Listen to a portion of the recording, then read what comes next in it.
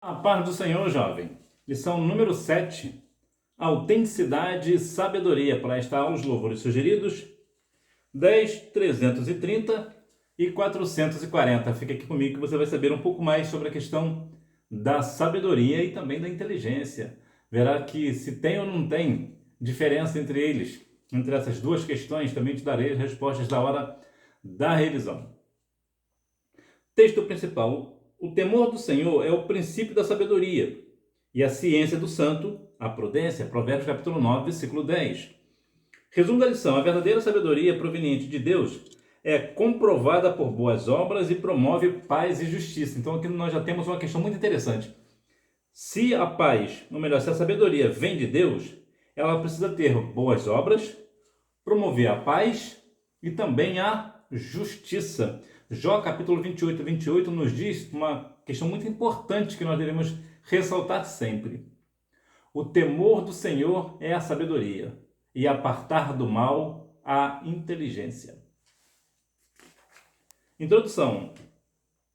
A carta de Tiago apresenta uma visão clara e prática da sabedoria, diferenciando a terrena da que vem do alto. Tiago é uma carta muito intrigante, muito interessante. É claro que cada um tem o seu livro preferido da Bíblia, né? Geralmente, cada um de nós tem um ou dois livros da Bíblia que gosta mais. E o livro de Tiago, infelizmente, não é uma questão de que a maioria das pessoas gostem do livro, apesar de ser, na verdade, uma carta, né? Na verdade, uma curiosidade, o livro, a Bíblia, no Novo Testamento só existem dois livros, que é Atos dos Apóstolos e Apocalipse. Os demais são evangelhos e cartas. Portanto, veja que interessante. Tiago vai abordar de uma forma muito prática a diferença entre a sabedoria que vem de Deus e a sabedoria do homem e até do diabo, né? E quantas vezes as pessoas se confundem com questões de sabedoria? O que é de fato ser sábio? A sabedoria é uma questão muito complexa. Por exemplo, se alguém sai por aí dizendo que é uma pessoa sábia e ninguém diz que ele não é, então ele vai achar que ele é sábio.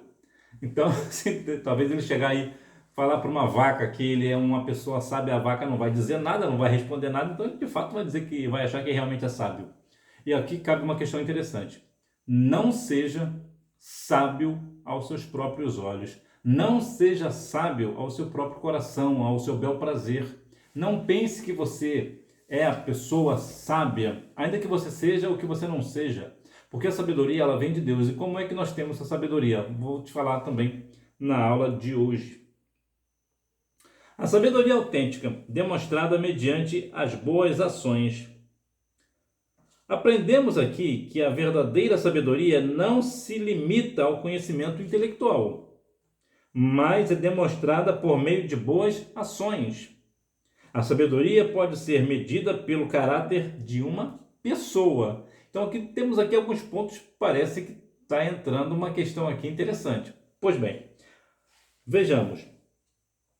Aprendemos aqui que a verdadeira sabedoria não se limita ao conhecimento intelectual, ou seja, não é porque uma pessoa é intelectual que ela é de fato sábia. Ela pode ser muito intelectual e não ser sábia. Olha que interessante.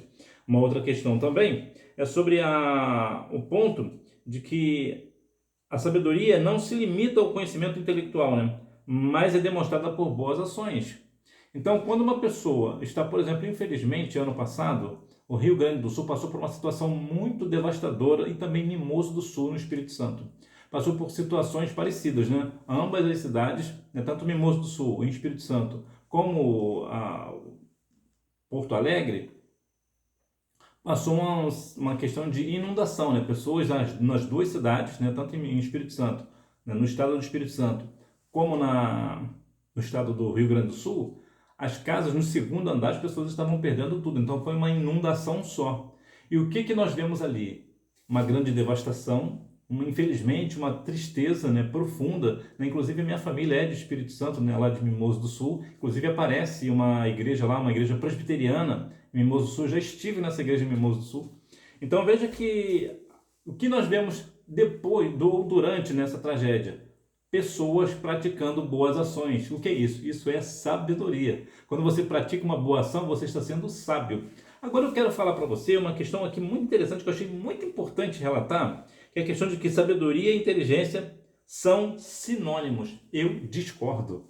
A pessoa, como aqui já fala, né, que a sabedoria ela não é mostrada necessariamente sobre a questão intelectual, porque há pessoas intelectuais que, na verdade, têm muito intelecto, têm uma inteligência absurda, mas não é sábio.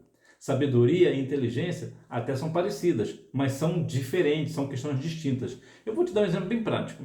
É possível de você conhecer alguma pessoa que não sabe nem ler e nem escrever, ou seja, o intelectual dela, essa pessoa está parada, ela não consegue nem ler e nem escrever.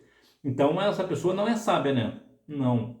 Geralmente essas pessoas que não sabem nem ler e nem escrever são as pessoas mais sábias. Eu sempre conto aqui uma questão que na minha igreja tinha uma consagração num lugar. A igreja lá era específica para isso, para consagração de jovens. E claro, eu sempre estava lá, todo sábado de manhã eu estava lá. E tinha um moço lá, um senhor, um presbítero, que ele falava com muita sabedoria. Era algo espantoso. Na verdade, eu sempre, quando eu ia nessa consagração, eu sempre esperava pelo final. Eu sempre esperava pela palavra daquele irmão. Eu gostava muito da palavra daquele irmão, que ele falava com muita sabedoria, com muita até intelectualidade, posso dizer. E ele falava com uma coisa assim, com muita vivacidade, com muita intimidade com o negócio, e eu ficava impressionado. Eu lembro até que uma vez eu disse assim, olha como é que é o crente, só Jesus. Eu pensei assim, também... Esse moço, esse irmão fala muito bem, esse presbítero ele fala muito bem, mas também, né, a idade que ele tem, é aposentado, não trabalha, tem tempo de ler a Bíblia, então é claro que ele vai ter essa sabedoria toda. Tempos depois eu descobri que ele não sabia nem ler nem escrever. Aí eu te pergunto, se ele não sabia nem ler nem escrever, de onde vinha tanta sabedoria daquele irmão? Vinha do céu, vinha do alto. Interessante que ele mencionava textos bíblicos e onde estava escrito. Como ele conseguia fazer isso? Ele tinha a mente sadia, a mente dele buscava as coisas que eram de cima, Eclesiastes 3.1, né? Eclesiastes não, Colossenses 3.1.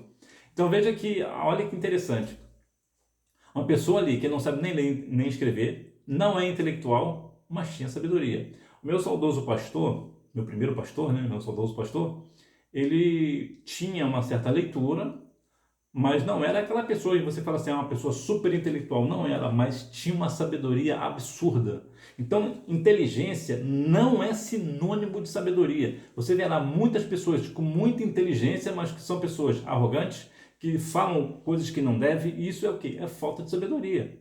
É falta de sabedoria. Eu vou ler aqui para você, mais uma vez, só para ficar bem fixado, eu quero bem que você guarde isso. É um texto que eu sempre menciono aqui, porque eu gosto muito desse texto, de Jó 28, que ó, e disse ao homem, o temor do Senhor é a sabedoria. Então, como é que você sabe que você é sábio? Quando você teme a Deus. Quando você é temente ao Senhor. Você é um jovem que teme a Deus. Não, eu não vou fazer isso, porque se eu fizer isso, o Senhor pode fazer isso. Então, o Senhor pode vir com um juízo contra mim. Eu tenho temor a Deus. Por quê? Porque você reconhece a autoridade que é do Senhor, a autoridade de Deus. Então você tem medo não, você tem temor. Temor e medo são distintos. Então você tem temor de Deus. Então quando você tem temor a Deus, você é sábio. Já é o princípio da sabedoria. Agora veja que apartar do mal é o entendimento ou a inteligência. Então quando você se aparta do mal, você não está somente também sendo sábio, está sendo inteligente também. Está tendo um entendimento, melhor dizendo, né? Então a inteligência, de um modo geral, a inteligência você adquire com o estudo. Você estuda, então você é uma pessoa inteligente, porque você estuda. Agora, quando você não tem um temor a Deus, então você não é sábio. Veja, tem inteligência, mas não é sábio. Eu estou usando você como exemplo, mas eu sei que não é o teu caso. Mas só para ficar claro na sua mente, no seu coração, para você saber distinguir a diferença bem. Você não ter dúvida quando alguém for te questionar. Sabedoria e inteligência é a mesma coisa? Não, não é. A sabedoria terrena. Nos versículos 14 e 15, Tiago faz um contraste entre a sabedoria terrena e a divina. Ele descreve a sabedoria terrena como cheia de inveja, amarga e sentimento faccioso. Logo, ela não procede de Deus, mas é humana e diabólica. Essa sabedoria terrena, ela é cheia de inveja e de amargura, né? Já viu uma pessoa invejosa? O que é uma pessoa invejosa? Pessoa invejosa é quando você tem algo e ela fica triste por você ter, porque ela acha que você não deveria ter. Isso é inveja, né? Isso é inveja. Sentimento faccioso. O que é faccioso? É uma palavra meio complexa, né? Faccioso é estranho. Já viu que dá a ideia de facção? Então, porque é de fato isso. Faccioso é aquele que é uma pessoa que está no meio de uma facção. E essa facção pode ser qualquer tipo de facção. Então, se tem um grupinho, por exemplo, dentro da igreja, é ali uma bolha, né? É um grupo específico, não é um grupo de jovens, não é um grupo de adolescentes, é um grupo de pessoas aleatórias, que pode ter um jovem, um adolescente, um irmão, uma irmã, e eles estão ali e eles não se comunicam com os demais cristãos. Já viu assim que tem igreja que tem jovem, que até jovem também que são assim? Então aquilo ali é o quê? Uma facção. Eles têm um mundinho deles, a bolha deles, né? Somente um mundinho deles. Então isso é uma questão de um sentimento de facção, um sentimento faccioso, né? A pessoa que é também, em alguns pontos também, o faccioso também pode dar a ideia de aquela pessoa desagradável. Então veja que essa sabedoria terrena, ela não é boa. Então veja que vem também essa faccioso também daquela de ideia de motim, né? Aquela pessoa, por exemplo, quando um pastor, por exemplo, é novo, é um novo pastor, independente da idade dele, se ele tem 20 anos ou se ele tem 80 anos, é um pastor novo, foi colocado numa igreja nova. Aí cria-se um motim para tirar esse pastor dali. O que é isso? É um sentimento faccioso. Então, olha que eu falo que a questão do pastor, porque geralmente as pessoas têm muito essa tendência do pastor, né? De ser contra o pastor, na verdade, dar tapinha nas costas do pastor, mas na verdade quer tirar o pastor da presidência, por exemplo, ou da direção da igreja. Então, isso é a grande ideia, né, da sabedoria terrena. É uma sabedoria que as pessoas usam para quê? Para fazer um motim contra o pastor. Olha, vamos fazer isso, se a gente fizer isso, vai acontecer isso com o pastor, e a gente consegue tirar ele de lá. Ou numa outra situação, o irmão tal está com tal situação, ou a irmã tal está com tal situação, então vamos fazer isso para poder prejudicar essa pessoa. Então isso é um motim, é um sentimento faccioso. Então veja como essa sabedoria terrena, ela é de fato diabólica. Ela mina as pessoas, né? Destrói as pessoas, né? E infelizmente, no meio cristão, existem pessoas que se preza isso, né?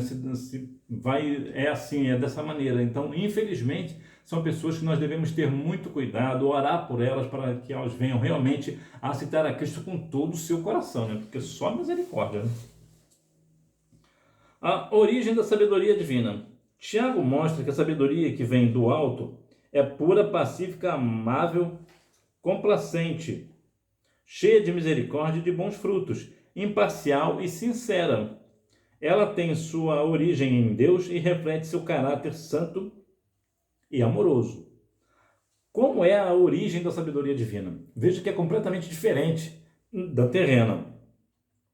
Vemos que aqui a sabedoria, ela é pura, quando vem da parte de Deus, ela é pura, é uma sabedoria que ela não tem maldade nela. A pessoa que é sábia nesse sentido, ela não vai usar a sabedoria para criar o mal, para criar um motim, por exemplo. Por quê? Porque é uma sabedoria pura, é uma sabedoria sadia, é saudável, né? Ela tem essa pureza, né? Ela é pacífica, ela não vai criar nenhum conflito, nenhuma briga interna, não vai acontecer esse negócio. Né? É uma sabedoria que ela vai ter cheia de misericórdias e bons frutos. Então são situações completamente distintas a questão da sabedoria terrena e a sabedoria divina. A sabedoria divina, ela é completamente amável, ela é doce, ela não cria motim contra uma pessoa, né, como contra um pastor, por exemplo, contra a irmã do círculo de oração, ou contra jovem, um líder de jovem, por exemplo, que outro também apanha bem, né, o líder de jovem, é só misericórdia.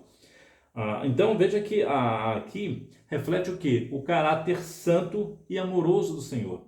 Então por isso que a sabedoria, quando ela vem do céu, ela vem de Deus. Então é claro que vai ser uma sabedoria santa e também amorosa. Frutos da sabedoria autêntica, paz e justiça. Ora, o fruto da justiça semeia-se em paz. Ao contrário da sabedoria do mundo, a divina promove a paz e resulta em justiça. Falando de ser justo, Vitor Hugo dizia, né, que ser justo é algo bem difícil, né? É bem difícil. Porque a justiça, ela tende para um lado, de modo geral. A justiça, ela tende para um lado. Quando essa justiça ela vem acompanhada da sabedoria do céu, ela vai criar paz e justiça. Por que ela cria paz e justiça? Porque imagina, por exemplo, você tem uma decisão para tomar sobre duas pessoas, por exemplo. Você é um líder de jovem, por exemplo, ou é um pastor. Você precisa tomar uma decisão com uma pessoa. Então você vai orar ao Senhor, vai pedir uma orientação. Então, como você vem com essa sabedoria que vem de Deus, Deus vai te dar uma instrução acerca do que você precisa fazer. Então ela vai promover o quê? Uma paz. Por que ela vai promover uma paz?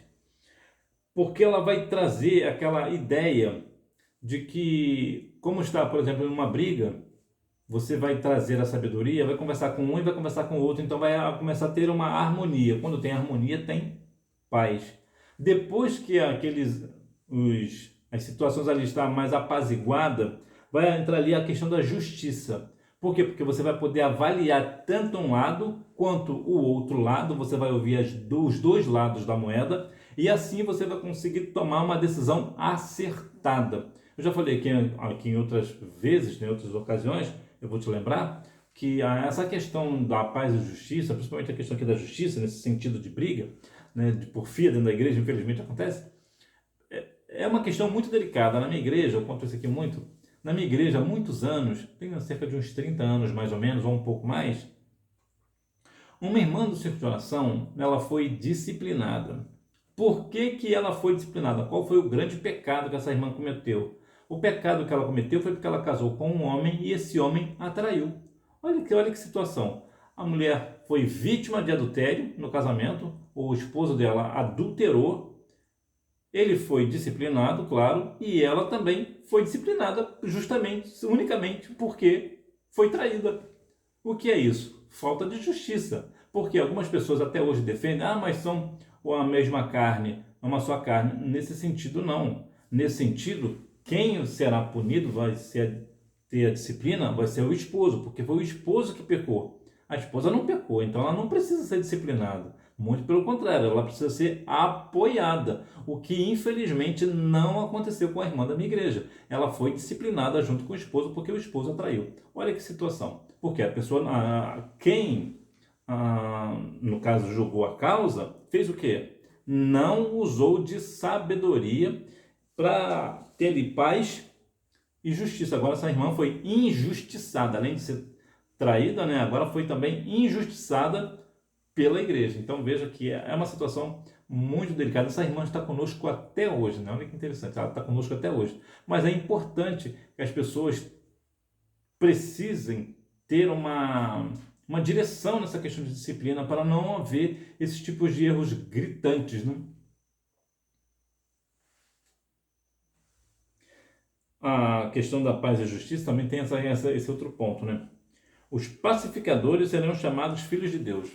Você é da turma do deixa disso?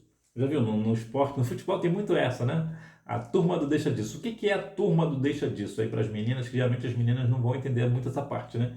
Que é extremamente natural.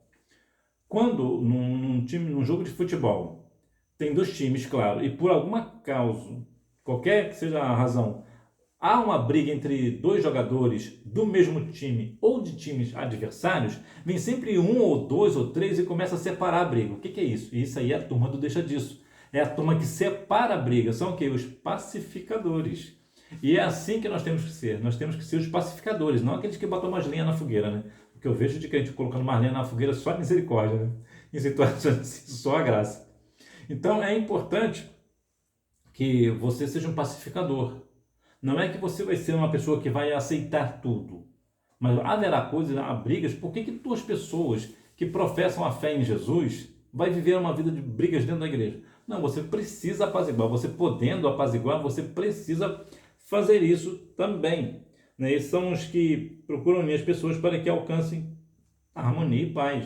E coisa bonita é isso, né? Você presenciar e até mesmo fazer parte de uma situação que estava complexa, estava complicada, ambos tinham as suas razões, né? Caíram ali numa briga, numa discussão, seja lá qual for, e você chega como a turma do deixa disso e apazigua aquela briga. Você começa a diferenciar as questões, você começa a pontuar os dois lados, diz que, olha, você tem razão nisso, você tem razão nessa outra parte aqui, mas essa briga precisa acabar porque vocês são de Jesus.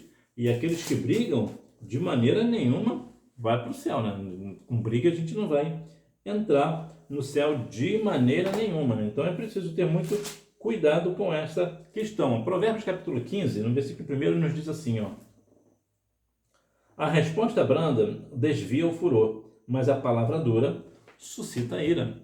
Então, como é que tem que ser a sua palavra? A sua palavra tem que ser uma palavra branda, uma palavra de mansidão. Para quê? Para apaziguar aquela briga, né? Para deixar essa briga de lado. Amor e bondade. A sabedoria celestial não é apenas teórica, mas prática e visível por meio de atos de bondade.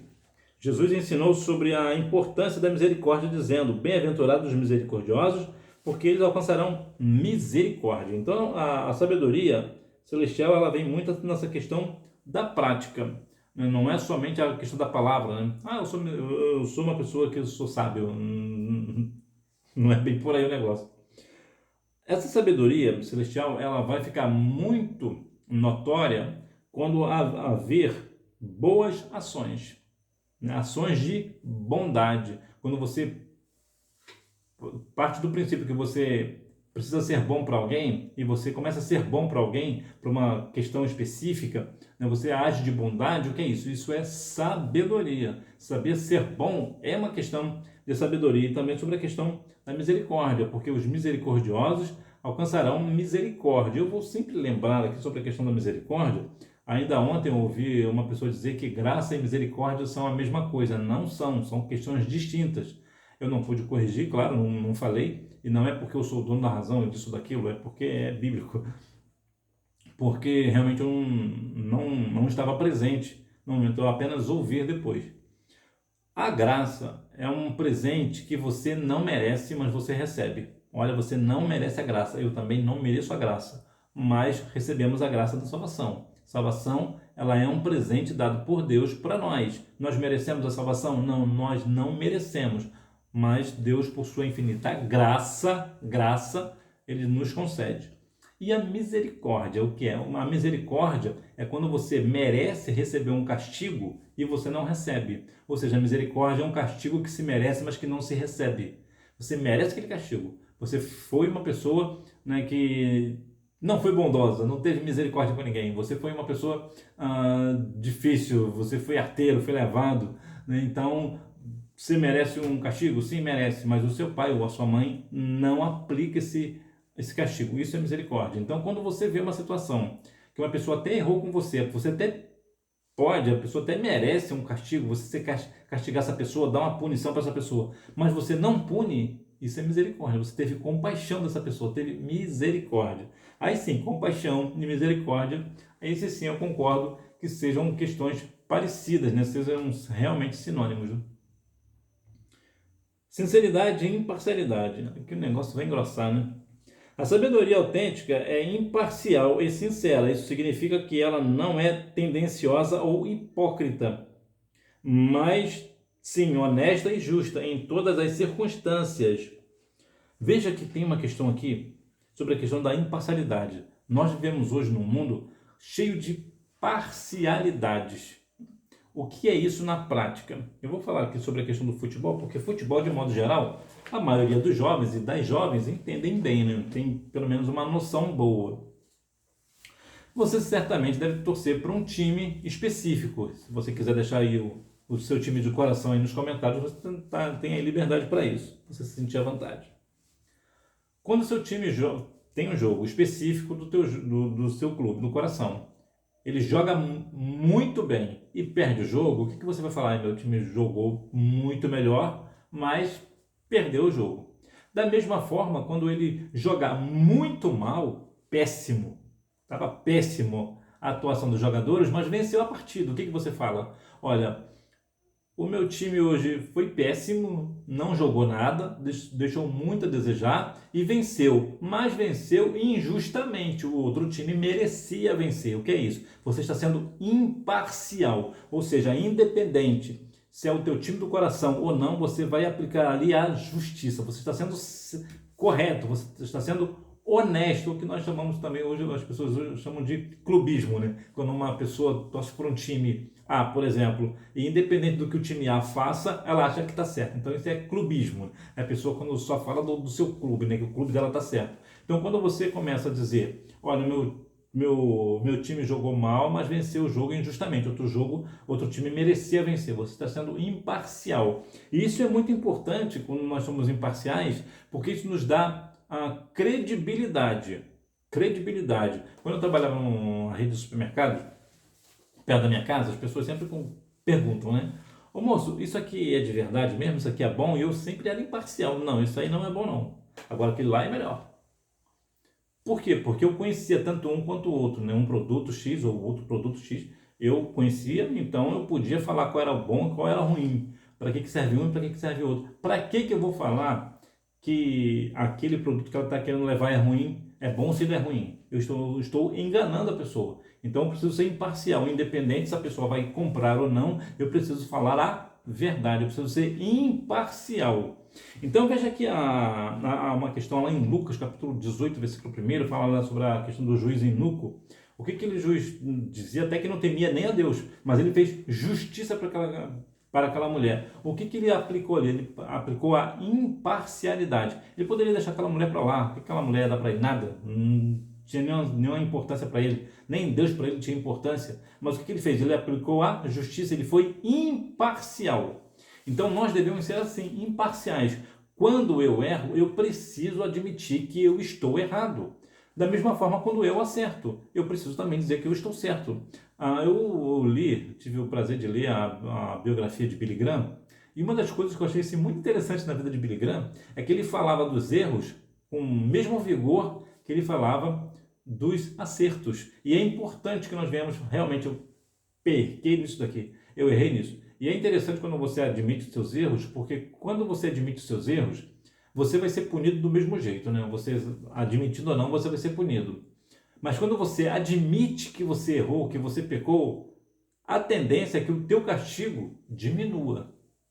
Por que diminua? Por exemplo, você fez algo em casa, por exemplo, e você admitiu que você realmente cometeu aquele delito ali na sua casa, né? Sei lá, você fez alguma coisa que não devia. O seu pai e a sua mãe vai olhar a sua sinceridade e digamos que ele vai te ficar um dia sem celular, por exemplo. Nesse dia, o que ele vai fazer? Em vez de ele te dar um dia, ele vai te deixar meio dia apenas sem o celular. Você vê que ele diminui a punição. Por que diminui? Só pelo simples fato de você admitir o erro. E quando você admite o erro, mais do que ter menos castigo, porque às vezes o castigo vai vir do mesmo jeito, você assumindo ou não, mas tem uma coisa mais importante do que a diminuição da punição. Tem a questão da maturidade. Você demonstra que você tem a maturidade, você é maduro suficiente para admitir que você errou. Você não vai terceirizar o teu erro. Eu só errei porque fulano de tal fez isso. Como muita gente, né, faz, né? Eu saí da igreja porque o pastor falou isso, porque o pastor fez aquilo, porque a irmã do ciclo de oração me falou isso. A gente começa a terceirizar o nosso problema sabendo que foi nós que nos afastamos do Senhor. Então é importante que nós venhamos ter essa maturidade de reconhecer que nós estamos errados. Isso também é sabedoria. Humildade e sabedoria do alto. Reconhecimento da fragilidade humana. A sabedoria divina nos faz reconhecer nossa fragilidade e dependência do Senhor. Ela não promove a arrogância, mas leva à humildade, reconhecendo que todo conhecimento e habilidade vem do alto, do eterno. Quando você sabe fazer uma coisa muito bem, você é muito bom naquilo que você faz, e ainda assim você tem a humildade de reconhecer que é o Senhor que te permite ser daquela forma, isso é sabedoria. A sabedoria traz a questão da humildade. Ela está intrínseca, na verdade, né? Está junto, está colada, está dentro, né, da questão da sabedoria e a humildade, elas andam juntos. Você vê, por exemplo, alguns jogadores de futebol que são muito bons no que eles fazem e têm, por exemplo, simplicidade e são humildes. Por exemplo, eu gosto muito da ideia, né, da forma do Lionel Messi, jogador argentino, o jogador português Cristiano Ronaldo e o brasileiro Neymar Júnior. Eu gosto muito da forma com que, por exemplo, eles tratam crianças em especial crianças. Eles têm aquela simplicidade, aquela humildade de ver que a grande habilidade dele de jogar futebol retrata também para as crianças. Então isso é muito importante quando você sabe fazer algo muito bem, você é muito bom naquilo que você faz, mas você reconhece, você tem a humildade de não ficar se exibindo por aquilo. Você não ficar mostrando para todo mundo que você sabe fazer. Isso é arrogância. A arrogância não vem da parte de Deus. Quando você sabe fazer uma coisa muito bem, você não precisa dizer. As pessoas dizem por você. Você não precisa. As pessoas mesmo dizem a respeito de você. Inclusive, há uma questão importante que possivelmente você deve fazer algo muito bom e nem você se deu conta, mas as pessoas falam de você. Então é importante que nós tenhamos essa humildade de reconhecer, eu sou muito bom nisso, mas graças eu dou a Deus, porque Deus que me dá sabedoria. A minha sabedoria vem de cima. Eu consigo fazer isso porque o Senhor é comigo, porque é o Espírito Santo quem me guia. É muito importante nós termos isso, porque quando a Bíblia vai nos orientar sobre que Deus resiste ao soberbo, mas dá graça ao humilde. Está lá em 1 Pedro 5,6. Então ele dá graça ao humilde. Então o que você prefere? Que Deus resista a você ou que Deus te dê graça? Então, quando nós temos essa questão da humildade em nós, o Senhor está conosco, o Senhor está nos orientando. Mas se eu tenho soberba no meu coração, o Senhor vai me resistir. Até as minhas orações serão rejeitadas. Sim, Deus rejeita a oração. A aceitação dos limites pessoais. Tem um texto aqui que eu vou falar para você, porque às vezes eu vou falar assim que Deus não rejeita a oração e você vai falar que não, e vai ficar o dito pelo não dito. Está aqui no livro, inclusive, de Pedro. Eu devo encontrar aqui. Você me dá um minuto? Porque é uma questão muito séria que muitas vezes nós falamos e... Não é bem por aí. Sim, Deus rejeita a oração. Segundo 1 Pedro, capítulo 3, versículo 7, nos diz assim, ó: Igualmente vós, maridos, vivei com elas com entendimento, dando honra à mulher, como vaso mais frágil, e como sendo elas herdeiras convosco da graça da vida, para que não sejam impedidas as vossas orações. Então, sim, Deus rejeita a oração, sim, porque a pessoa pode orar, mas se não tiver enquadrado, aqui está falando geralmente na questão dos casados, tá? Para homem casado. Se o homem casado ele não fazer o que está aqui no versículo 7, ele pode orar que Deus não vai receber a oração dele. A oração dele vai ser impedida. Então, sim, Deus rejeita a oração. Então, veja que quando nós temos essa humildade de reconhecer que é o Senhor, até as nossas orações serão ouvidas. A aceitação dos limites pessoais. Jesus, em Mateus 11:29, convida-nos a aprender dele, que é manso e humilde de coração. Essa mansidão reflete uma aceitação serena dos próprios limites e uma disposição para servir aos outros sem buscar reconhecimento ou glória pessoal. Veja aqui que é a questão de refletir uma aceitação serena, ou seja, uma aceitação tranquila, calma, sem nenhuma questão de explosão, por exemplo. Uma questão de uma pessoa simples, tranquila, o que é? Ela aceita de uma forma muito serena, muito tranquila os seus limites e uma disposição para servir aos outros sem reconhecimento ou glória pessoal. Já viu quantas vezes as pessoas fazem, né? Eu fiz isso e a pessoa não me reconheceu, não me deu uma devida honra. Mas se você está fazendo isso para ter honra, é melhor você não fazer. Por quê? Porque você não vai receber galardão por isso. Quando nós temos a aceitação dos limites pessoais, quando você realmente reconhece que você não tem a habilidade para uma questão específica, você pode e deve aceitar isso numa boa, de uma forma serena. E aqui é muito importante também ressaltar que o Senhor Jesus, olha como ele diz, eu gosto muito desse texto que ele fala, ó, eu sou manso e humilde de coração. Ou seja, Jesus não era manso e humilde por falar.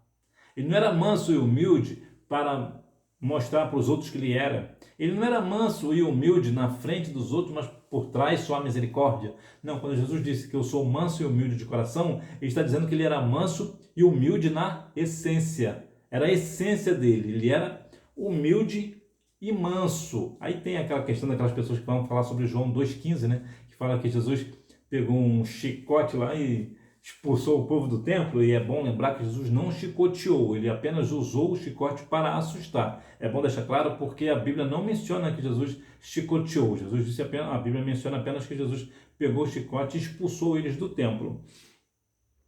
Mas veja aqui, mas isso aqui não seria, nesse caso, então, se Jesus pegou um chicote e expulsou o povo, então ele não era manso. Sim, ele era manso. Só que existe uma questão que nós também chamamos de limites, de uma questão de paciência. E sim, até Deus e Cristo perdem a paciência. Tem uma hora que excede demais, excede muito. Então, perde-se a paciência. Já viu, por exemplo, quando você... Eu falo de você, mas talvez eu quero crer que você não seja assim. Mas quando você, talvez seja mais novo, você fazia muita arte, seu pai não fazia nada, sua mãe não fazia nada, e você fazia arte. Tinha uma hora que a paciência do papai e da mamãe se acabava, o que aí acontecia? Acontecia o castigo, acontecia a punição. Por quê? Porque o limite excedeu. O limite da paciência excedeu. Deus também. O limite de Deus também se acaba. Ele tem uma hora que ele perde a paciência, né? Vamos trazer aqui para o nosso bom linguajar, um bom português. Deus perde a paciência e toma uma atitude com a pessoa e dá uma punição. No caso aí de Jesus, o que eles estavam fazendo fez com que Jesus perdesse a paciência com eles. Não, peraí, vocês agora estão fazendo o quê? Isso aqui é a casa de oração, vocês estão transformando nesse negócio. Não, vamos parar com esse negócio. Aí Jesus tomou uma atitude enérgica. E isso também é importante, né? Você precisa ser uma pessoa mansa e humilde de coração, mas existem situações específicas pelas quais você precisa tomar uma atitude enérgica. Dependência de Deus. Aquele que é sábio reconhece a sua dependência do Criador em todas as áreas da vida. E aqui está grande a questão da sabedoria, né? Eu tenho sabedoria, eu sou sábio, mas a sabedoria vem de Deus, então eu dependo de Deus para continuar sendo sábio, né? A pessoa sabe que a sabedoria vem de Deus, é por isso que ela é uma pessoa sábia, é uma pessoa que é de destaque na igreja, ou no trabalho, ou em ambos, né? Por quê? Porque ela sabe que a sua sabedoria vem da parte de Deus. Quem realmente vive de forma inteligente busca a orientação divina antes de tomar qualquer decisão e assim desenvolve um relacionamento íntimo com Deus. Quando uma pessoa é inteligente, ela vai procurar a presença do Senhor. Ela vai procurar a presença. Depois que ele busca a presença, ele vai ter temor do Senhor. Por que as pessoas não têm temor do Senhor antes?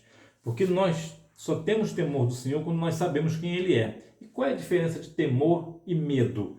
Não é a mesma coisa? Não, não é. Medo é quando você tem pavor de alguma coisa. Por exemplo, as meninas costumam ter pavor de baratas. Ainda mais quando são aquelas voadoras, né? Elas têm pavor de barata, elas morrem de medo de barata. Isso aqui é medo. Medo é pavor. E temor? Temor é quando você reconhece a autoridade de alguém. Então você teme, você tem temor, porque sabe que aquilo ali, se você não agir de acordo, você pode ser punido. Vou dar um exemplo aqui bem prático. Seu pai está com você num carro possante, por exemplo, talvez até num caminhão, numa carreta. E olha que força que tem uma carreta, né? E a carreta está indo embora na cidade, aparece lá um guarda de trânsito franzino, miudinho, manda ele parar. O que seu pai faz? Seu pai para na hora. Por quê? Porque debaixo daquele guarda de trânsito franzino tem uma autoridade. Então, quando ele manda o seu pai parar, o seu pai tem que parar. Por quê? Porque se seu pai não parar, o seu pai será punido com uma multa. Então, isso é a ideia de temor. Temor é quando você teme a autoridade que está sobre uma pessoa. Ou sobre até uma empresa, se for o caso, né? Você trabalha numa empresa, por exemplo, então você sabe que tem algumas coisas na empresa que você não pode fazer porque você tem temor da empresa. Por quê? Porque a empresa vai te mandar embora se você... ou vai te dar uma outra punição caso você não cumpra aquilo. Então você tem temor, você não tem medo, você tem temor. Você reconhece a autoridade. Então, quando nós somos inteligentes e buscamos a presença do Senhor, nós começamos a ter intimidade com o Senhor. Tendo intimidade com o Senhor, nós vamos conhecer o Senhor a cada dia, como nos diz Oséias 6,3. Conhecendo o Senhor, sabendo quem Ele é, nós sabemos agora que Ele é o Todo-Poderoso. Então, o que vai ter em nós? Temor. Nós sabemos a autoridade que Deus tem. Deus tem autoridade para fazer o que Ele quiser. Ele criou o mundo inteiro, né? Então Ele tem toda a autoridade, Ele tem todo o poder. A nossa vida é sustentada por Deus. Então, portanto, nós temos total dependência de Deus. Quando você é sábio e inteligente, você sabe disso. Você sabe que você tem total dependência do Senhor, porque se o Senhor quiser, e um dia Ele vai fazer, Ele tira o nosso fôlego de vida. Porque até na nossa vida, quem detém é Ele. É o Senhor quem detém a vida. Então nós somos completamente dependentes de Deus. A Bíblia chega até a mencionar lá em João 15,5, né? Jesus falou que sem mim nada podereis fazer. Então, sem Cristo, nós não podemos nada. Sem Deus, nós não podemos fazer absolutamente nada. Nem mesmo respirar, nós não conseguimos. Então, é importante que nós venhamos realmente reconhecer que nós somos dependentes do Senhor. Conclusão.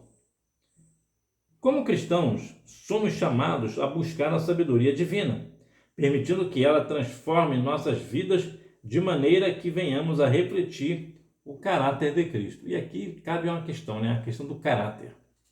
O que é o caráter? Caráter é diferente de reputação. As pessoas confundem de uma forma bem simples. Reputação é aquilo que as pessoas acham que você é. As pessoas pensam que você é. E o que é caráter? Caráter é aquilo que você realmente é. Por exemplo, quantas vezes nós vemos pessoas, né, policiais, por exemplo, que estão aí para nos defender, eles, e claro que cabe, né, aqui isso é a minoria, graças a Deus, a grande maioria dos policiais militares, civis, federais, estão realmente nos guardando, mas existe uma parte desses policiais, Força Armada, Exército, Marinha e Aeronáutica, que parecem, eles têm uma reputação muito boa.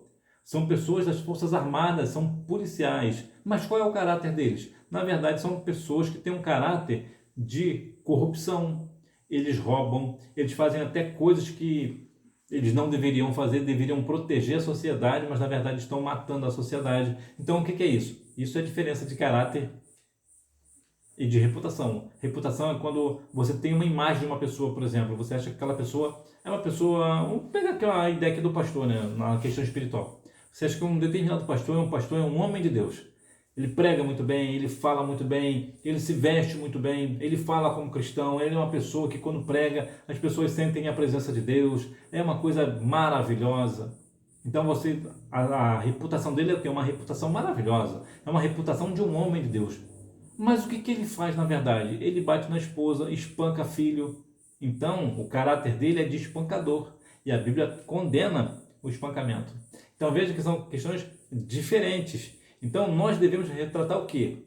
O caráter de Cristo. Aquela ideia lá do início, né?